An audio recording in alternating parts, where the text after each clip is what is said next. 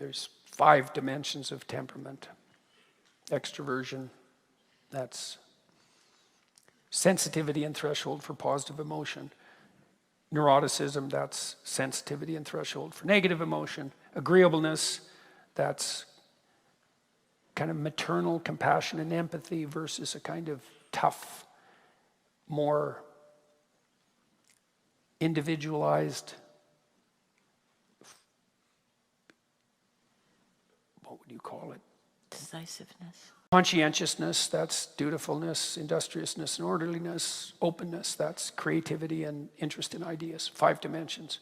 Okay. Where you land on those dimensions is determined to a large degree by the genetic lottery. And now there's some movement on each dimension that can occur as a consequence of socialization, but it's bounded by the place you landed when the cards were dealt, by the genetic code when you were born.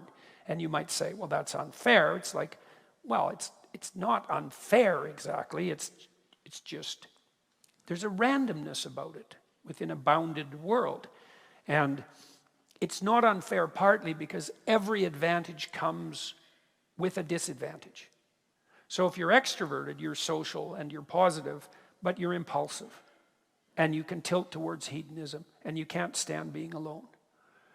If you're high neuroticism, well, you suffer a lot of anxiety and pain, but you're pretty sensitive to threat, and you might see danger before anyone else does, and then you don't die. And so, and maybe your children don't either. And if you're agreeable, well, you're compassionate and caring, but you're going to not stand up for yourself very well, and your temptation is going to be bitterness and resentment.